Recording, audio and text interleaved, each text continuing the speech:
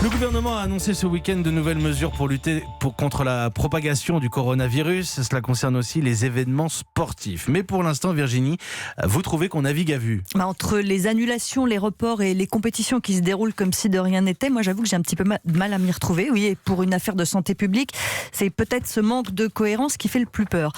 À la base, pourtant, ça semble clair. Le gouvernement a donc annoncé samedi 2 grandes mesures provisoires. On annule les rassemblements où il y a des mélanges de personnes dont certaines ont circulé dans des zones à risque. Et on annule aussi donc les rassemblements de plus de 5000 personnes dans des espaces fermés. Le semi-marathon de Paris prévu hier entre clairement dans la première catégorie. Il a été annulé, ça semble tout à fait logique. Mais le match de rugby entre le Racing 92 et La Rochelle a lui eu lieu normalement samedi devant 17 000 personnes sous le toit de Paris La Défense Arena. Donc, plus de 5000 personnes dans un espace confiné.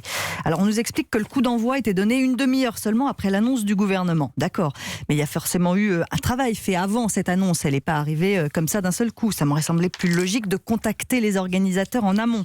Et puis ce chiffre de 5000 personnes en soi, il est assez difficile à comprendre. Les championnats de France d'athlétisme en salle ont réuni plus de 3000 spectateurs hier à Liévin.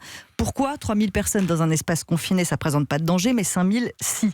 Ça manque un peu de clarté, tout ça, et s'il y a bien une chose dont on a besoin en ce moment, c'est de transparence. Alors vous ne comprenez pas non plus ce qui se passe pour les matchs de foot? Oui, tous les matchs de Ligue 1 ont eu lieu normalement ce week-end. Hier soir, il y avait quand même près de 60 000 personnes pour le derby Lyon-Saint-Etienne. Alors d'accord, c'est dans un stade à ciel ouvert.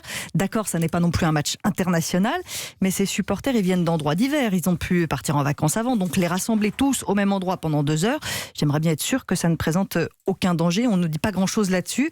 Demain, la ministre Roxana Maracineanu réunit l'ensemble des acteurs du sport. J'espère qu'elle va clarifier ces mesures. Et pourquoi pas les durcir? Est-ce qu'il ne vaudrait mieux pas des mesures plus strictes sur un temps limité que des demi-mesures qu'on applique quand on peut? Et ça peut durer en revanche plus longtemps. C'est de la santé publique, donc même si c'est compliqué d'aménager de nouveaux calendriers sportifs, c'est peut-être un moindre mal. L'édito sport de Virginie Fulpin, d'accord ou pas, vous partagez, vous commentez sur les réseaux sociaux, le hashtag Europe 1 notamment. Merci Virginie.